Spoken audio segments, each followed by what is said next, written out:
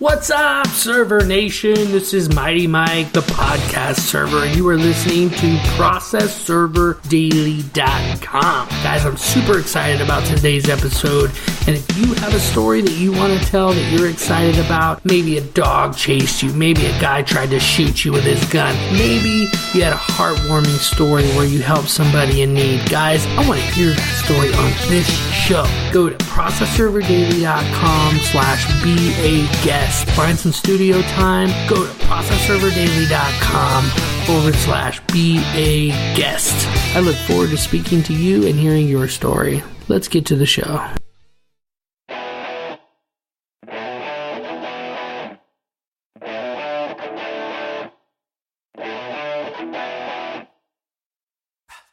What's up, Server Nation? You are listening to Process Server Daily, and I'm your host, Mighty Mike, the podcast server. Our guest today has recently appeared on Vice TV, where he has been on the hunt for the most notorious neo-Nazi of our time. He has been in business for 25 years, and he owns and operates Encore Delivery Systems located in Columbus, Ohio. Jeff Cremeans, welcome to the show. Pleasure to be here, Mike. Awesome, Jeff. I want to hear from you, Jeff. Tell us a little bit about yourself that wasn't in the intro, and take it away. Sure. My name is Jeff Cremeans. I've been a process server for about 25 years. I started off, given my age here, back in 1989, working for a law firm in Columbus, Ohio. Started off as a messenger, working in the mailroom, did filings at the courthouse, started to do subpoenas, that type of thing. To make a long story short, I had an attorney of the many duties I did in the mailroom, wanted me to go get him a hot dog. So I went and got him a hot dog. I brought it back, and he yelled at me and said, "Why wasn't there mustard on it?" And I thought, I'm going to start my own business, and I'm going to charge this guy like $25 to go get his hot dog. And then, So I started a company out of the law firm called Citywide Legal Messenger Service. Took off really well in Columbus. There's a need for that type of thing here. I owned that for a few years. I sold that company to another company. I worked there for 11 years, and then I've owned Encore since then. So I've had Encore for about 14 years. So that's awesome. Yeah, when I was watching the show, it's really cool. Your office looks really cool. It looks like you got a pretty good size operation going on there. Yeah, doing good. At any given time, we'll have 8 or 9 servers out serving anything from child support papers to foreclosures. I don't get out as much and serve. Certainly on this big case, I'm helping out on the Andrew England case. But yeah, I have a great group of servers, very hard workers, and do a great job. So, Jeff, one of the most important things as for anybody actually is family. You got a family? Sure do. I have a daughter at Kent State, freshman at Kent State University, and I have a son that's a sophomore. And yeah, they're pretty much my world. So that's awesome. Yeah. Jeff, there's a reason why you're on my show. You have a lot going on right now, full of great experiences. But first, tell me about your worst experience working in the field. I think there's a lot of the process servers across the nation that I've talked to. Everybody's got a lot of bad stories. I think the one that really stood out to me was one, believe it or not, where I wasn't out in the field. Long story short, I'm sitting in my office. I had let everybody go early. I'm in the office by myself, just doing paperwork, and then walks 4 people. I won't put their description out, but they were not very nice looking people. And I said, "Can I help you?" And they said, "Yeah, one of your servers has been pounding on the door at my grandmother's house, and we're here to see what's going on." Of course, they were not so nice about it. And I thought, well, I looked up and I saw these 4 guys. They meant business, and they were there to, do some damage or stuff. And I thought, well, gosh, here we go. I can hold my own, but not with 4 guys. They were really upset that the server, and now how they got to where we were, they did some diligence on finding who we were and on our address and everything. I got to give them that. Anyway, they came. I'll be honest with you, I was scared for my life. I thought, if these guys want to start on me, there's really not a whole lot I can do. But I explained to them, I calmed them down. I said, "Look, I'm sorry. This is not the way we do business, and I apologize that your grandmother was scared and all this stuff." Turns out that the server that went out, he was a newbie. He was trained and everything, but he had it to where he thought he could pound on doors, maybe even intimidate people, scare people to come to the door. Boy, did I have a long talk with him after that. I told him, "Hey, look, you're going to go out, you're going to go looking for trouble, you're going to get it." Fortunately, the trouble came to the office, and it affected me. And nothing ended up happening. I talked to these guys, and they end up not hurting me, which is a good thing. So the moral of the story, and for everybody out there, whether you're training a server or you're serving yourself, you don't have to do it. There's times you have to get creative and aggressive. We can talk about that later in the podcast. But the big thing is, I explained to the server, there was an old lady in there. You were scaring her. She had her kids, grandkids come here and threaten me and, want to know what's going on. Take it easy, man. You don't have to do that. If they don't answer the door, you don't have to pound on it. And the lady wasn't even avoiding service. So he learned a big lesson, and he learned from that and turned out to be a great server. Not so aggressive anymore after that. I recount an experience that I've had too in a previous podcast about knocking on a door and being really gung-ho and then realizing it was a 14-year-old girl in there, terrified. She's told not to answer the door. And it really helped correct my perspective that, you never know what, I just had one yesterday. They told me she's an elderly lady and I've been there at all different times during the day. So I decided to come at night. Sure enough, her car was there, but she wasn't answering the door. And the neighbor said, oh, she's in there. But I thought, man, I'm just going to come back again at night. Maybe she won't be in the shower or in the back room or whatever she's doing to keep her from answering the door, giving her the benefit of the doubt that she might actually answer the door if I come in a different time. Yeah. What I take from your story is prudence. Have a little bit of prudence when you come to the door. It's one of the most valuable assets in any industry. Jeff, tell us about your greatest experience working in the field. Well, as many as there are bad, there are some good experiences out there. I think one that stands out to me is, and this is back in my citywide legal messenger service days. I was young and I was just, new to the industry and learning and doing stuff. And I got a job to serve a wealthy person in a domestic case. Long story short, had attempted many times. Pulled out all the tricks. I dressed up for Halloween, did the whole pizza delivery thing. Nothing worked. This guy he was a Dodger, and he knew the game. He had been served before. I pulled up one day, just happened to be around the neighborhood. I thought, let me go try this guy again. And I got there, and he was out back washing one of his expensive cars with his brother. And I pulled up. He looked at me and started to run. Then he stopped, and he's like, "You got me." And he put out his hand and he shook my hand. He's like, "Congratulations, man! You played a good game." And he was seriously very nice. We ended up talking there for a minute, so it was kind of never had that happen before, and but it was nice to know that that old game of hide and seek, he was not a sore loser, so yeah, that's kind of a good story. That's cool when they're like that. Some people just have a habit of dodging and ducking and hiding under couches and things like that, and every once in a while you'll get that guy that's probably like you would be when you're maybe retired or something like that, or if someone else was trying to serve you, ultimately you're going to accept the responsibility for your own problems, but you don't mind giving him a little run for his money. Sure. That's a great experience. Jeff, tell me what you're working on right now that you're most excited about. Well, we've in the past few years, we've gotten accounts with the children's services and the child support. It's a lot of work. It's lucrative, but dodging has increased with the child support papers, as everybody knows. Especially on that end of the stuff that we serve. So I've been able to hire more servers. It's broadened our horizons as far as learning more about the industry and finding people, the skip tracing, that type of thing. And then, of course, there's the case of we're trying to serve the famous neo-Nazi. That has been the most challenging serve in my career and 25 plus years. So the reason why this case is so challenging to serve, this guy is he's a national, if not worldly known neo-Nazi. He's got his own website, the Daily Stormer, that's been very controversial, but he has so much help hiding out. I've never seen anybody have so much support in hiding out. Anything from his father with all his property he owns and people putting him up in places, this type of thing. But yeah, it's been a very challenging serve, and worked very hard and done all the skip tracing and done everything we possibly can to this point. Right now we're relying on tips from a lot of different people that maybe have spotted him or know where he's at. We had a pretty good tip, as you saw on the Vice show. That was probably our best tip, and missed him there. But so yeah, there's a lot of things going on, a lot of good things, growing at a steady pace. And again, I think any process server out there will tell you each case is different, each server is different. It's so, you don't want to get too emotionally involved, especially when somebody's dodging, but there comes a time where, ask us for help. One person can't do everything. If you feel like you've exhausted all your efforts in getting it served, let's get somebody else on it, get a fresh face, that type of thing. So yeah, that's good, Jeff. I'll tell you, when I was watching the video and you were going over the footage in the store where you were watching him with his protein powder, I got this feeling almost like that's happened to me before, where I've seen someone I was hunting for like 3 months. He was a pot farmer up in Berry Creek, and anyone knows you go up there, you got to go up there with the AKs and dogs and ready to go. And I saw him in a park. He was apparently getting visitation with his kids, and I didn't have the paper. So I ran back. I drove back to my house. By the time I got there, he wasn't there. I was so mad at myself. How did you feel when that...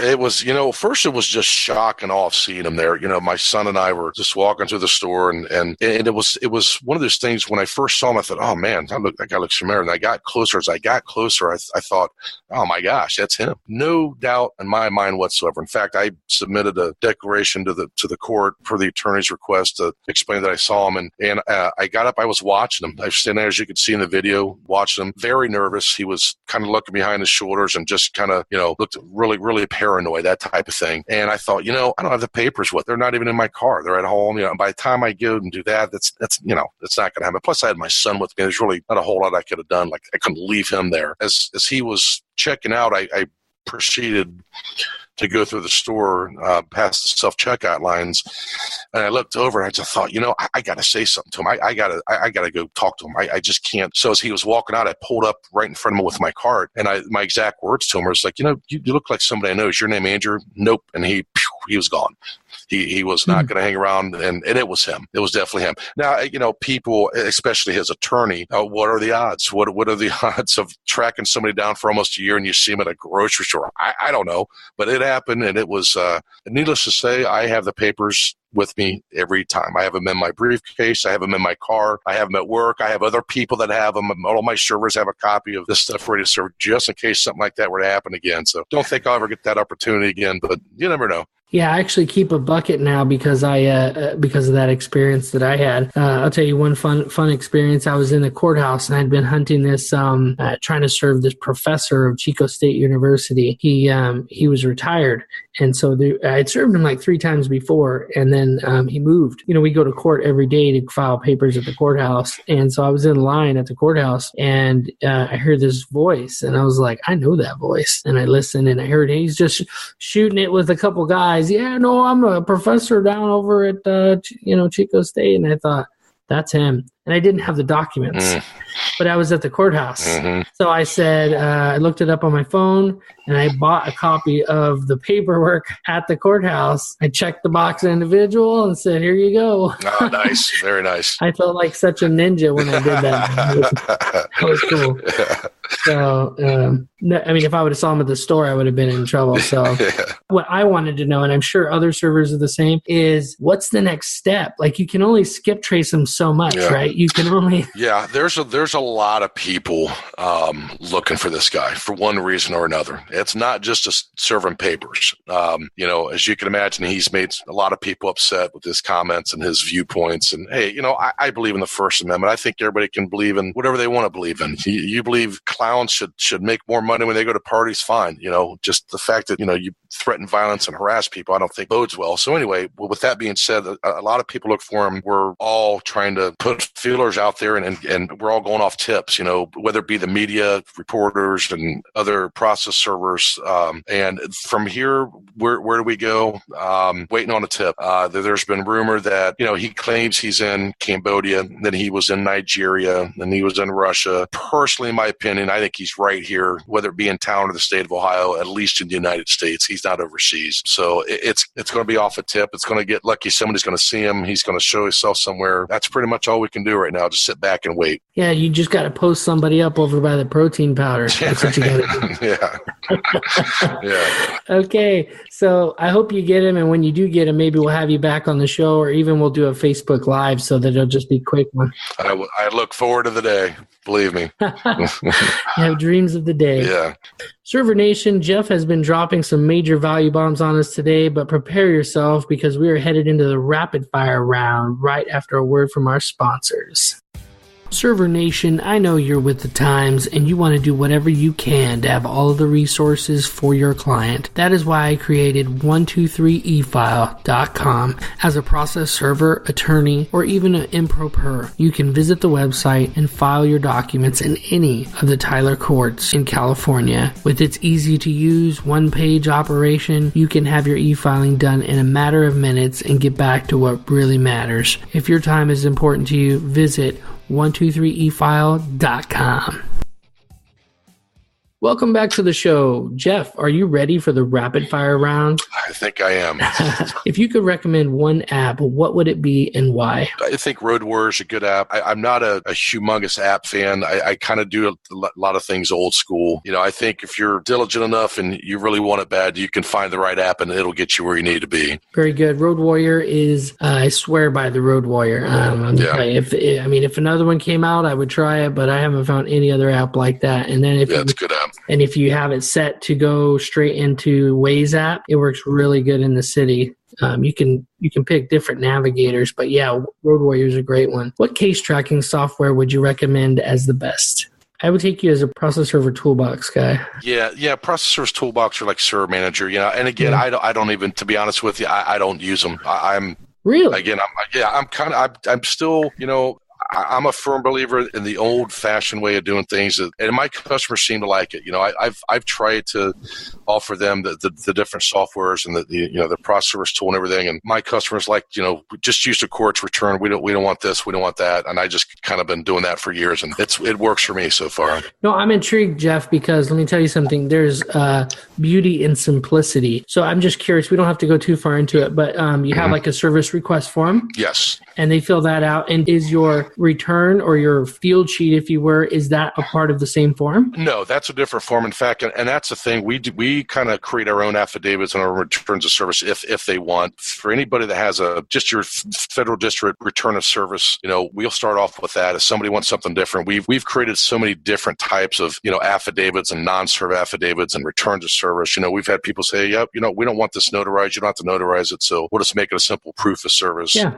Of course, as in California, they have their own, and, New York wants certain things. A lot of different states and people want different things. So definitely, we kind of have a variety of affidavits and stuff we use. So that's cool. Yeah, that's cheaper. yeah, it is. It is. I tell you, there's beauty in simplicity. And when I first started out, I had a form, and I thought I was a genius because I had my service request area on top where I gave the customer's info and special instructions, and then at the bottom it had 4 spots for first attempt, second attempt, third attempt, and I only did 4 attempts because most of my customers were for unlawful detainers. In our local area, you had to get 3 attempts for diligence before you could post or subserve. So yeah, there's beauty in simplicity. I appreciate that.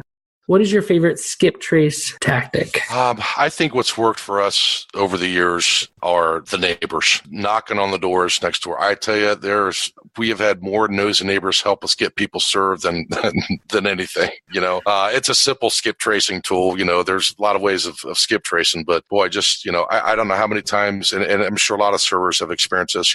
Neighbors out washing the car. You go over, hey, so and so here. Oh, you know what? No, they're down the street at this park at the baseball game. Oh, really? Which park is that? Blah, blah, blah park. You go down there. Now, if somebody's been dodging you for a few weeks and you really want to get them served, I don't mind going to a park at a ball game and getting them served. That may be the only opportunity to get them. So yeah, I think neighbors are very informative, can be very helpful for getting somebody. Yeah, and actually you can skip trace a specific address, not a person, and it'll give you the people that live in that general area, or you can go on Google and find out what the next door neighbor's address is and skip trace them and get the phone number and then call them up. Say, hi, is this Jill? So if you're looking for Jill, you call up and ask the neighbor and say, hi, is this Jill? And then she's going to go, oh, no, Jill lives next door. Okay. Oh, sorry about that. Right. Okay. So that's a good one that works a lot.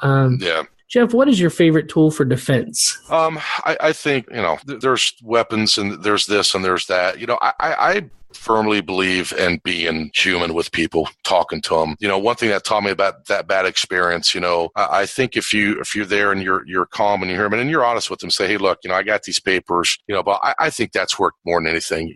To be for lack of a better word, aggressive or cocky or, pushy and doing too much, I don't think that's going to help you out. I think really trying to talk to people. And there's a lot of different ways of doing that. My biggest thing is somebody that's wanting to avoid service. I try to tell them, hey, look, I'm going to come back. I'm going to keep coming back. I'm not going to go away. And this is not going to go away. I think, I'm not a lawyer. I can't give them legal advice, but I try to tell them, hey, look, you're best off taking this now, so things like that and that nature. That to me has been a best tool. Call it a tool, call it whatever you want. I think it's a really good tool to use. Yeah, I did a poll on Facebook, and what was the best tool for defense? And people came back, and actually I gave some options, and I gave like a gun and a knife and all these things. And then I gave a few options, was like common sense. Yes.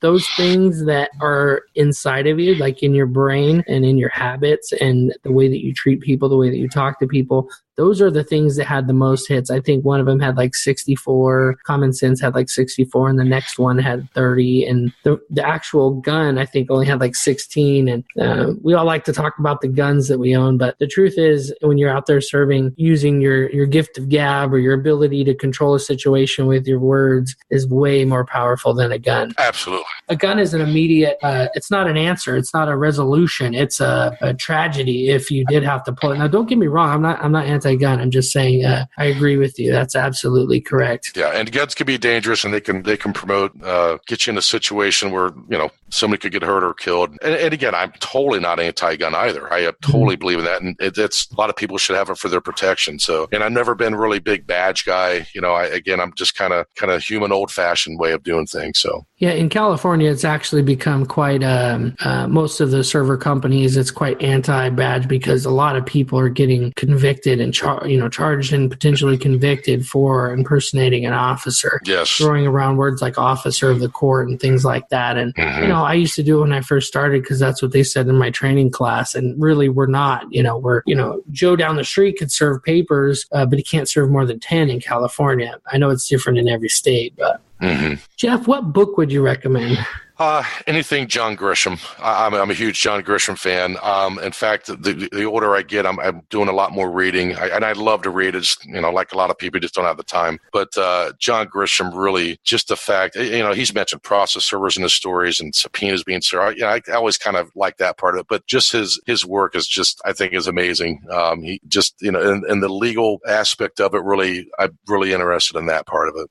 That's really cool. I'm going to have to check it out, John Grisham. I'm actually writing a book. It's going to be done here in about 90 days is my goal, and it's going to be on process server safety and best business practices. It's going to be great. Awesome. That's awesome. Yep. You can get a free copy at processserverdaily.com/free book. Jeff, did you have a mentor? I started off at a young age. I'm the second youngest of 10 children. And growing up, it was one of those things where, as you can imagine, you either go off to college or go get a job. You're not going to hang around the house, that type of thing. So my mentor was, no doubt about it, my father. He was a hardworking man, raising 10 kids, him and my mother. To me, they're the most awesome people on the planet. But nevertheless, he said, work hard and be nice and don't ever give up. And he was always supportive of all my brothers and sisters, whatever road they took. And he was so excited for me when I started Citywide Legal Messenger Service. He loaned me $1,000, which I had to pay him back, by the way. He wasn't that nice. But he was truly my mentor. He really. Now, did he know anything about filing stuff at the courthouses, serving papers? Absolutely not. Just his life lessons taught me.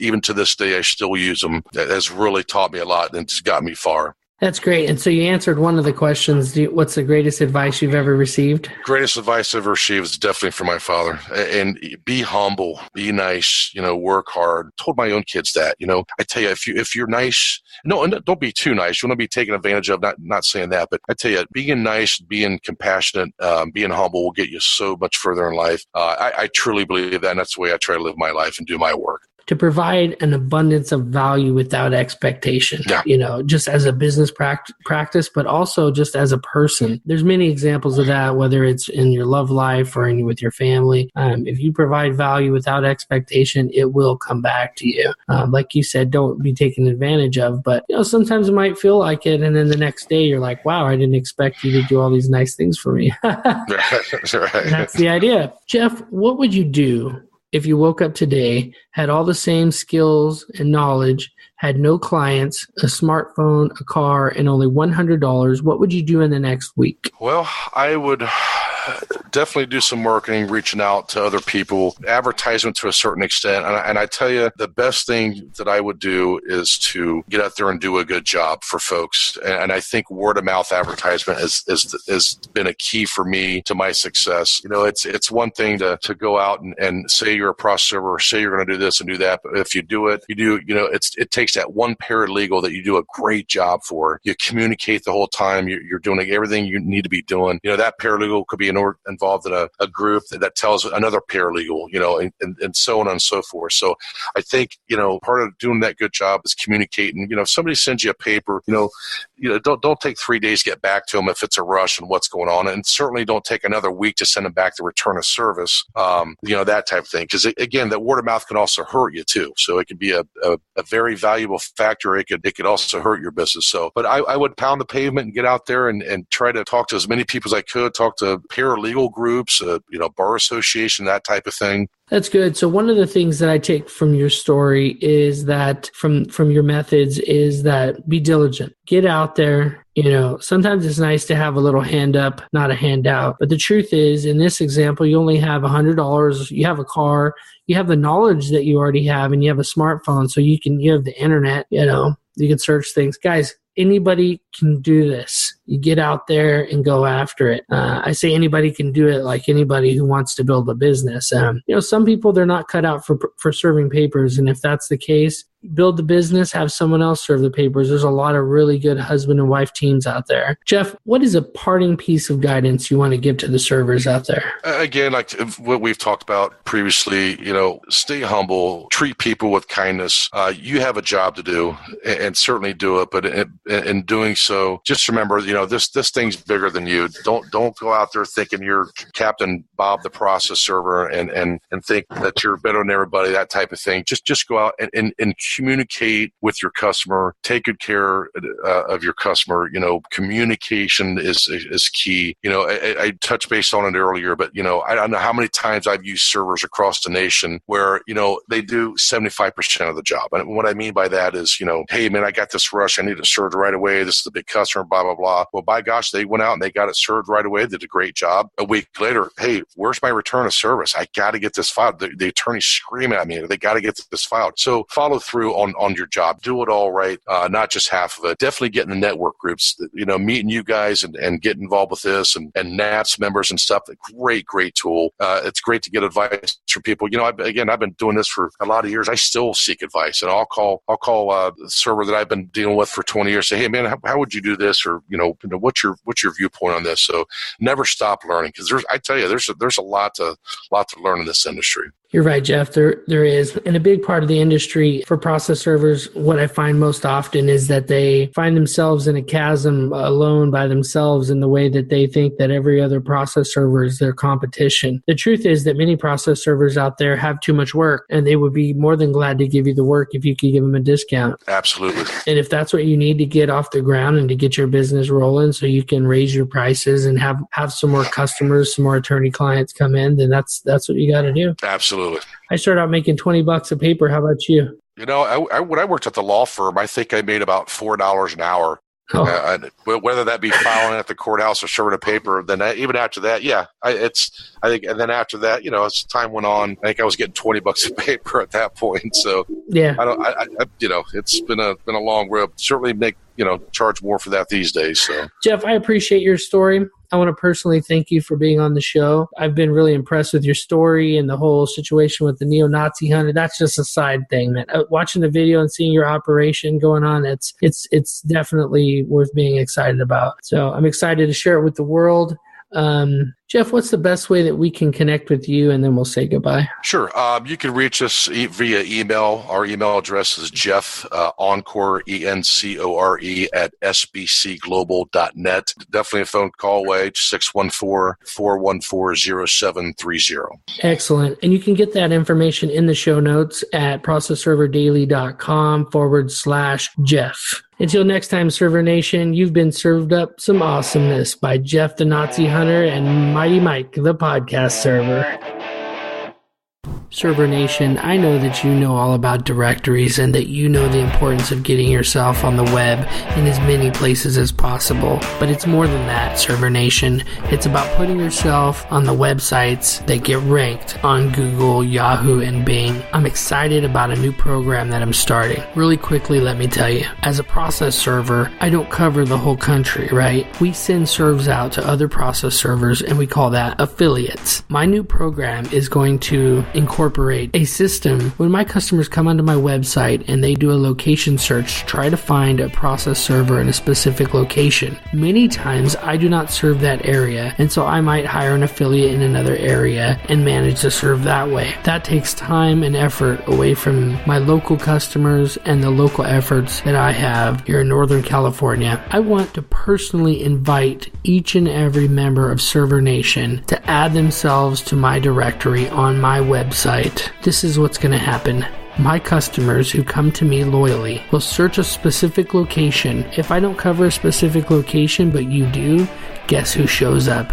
You do. How great is that, Server Nation? I'm going to share something that means so much to me, my customers. I believe that this will benefit my customers because they will have a resource to go to find process servers and to get the best rates nationwide. Oh, but there's a catch, Server Nation. There's always a catch. My directory is free for an affiliate to sign up and get the basic affiliate level. But if you do not perform, when my customers come and they see that it's not me or one of my employees or contractors, and they see that it's you, they're going to see a rating next to your name. If your rating falls, you may not get any business. Server Nation, give it a shot. Sign up for the free listing, but please take care of my customers. I love them like their family. Visit processserverdaily.com/affiliates. Until next time, Server Nation, stay safe out there.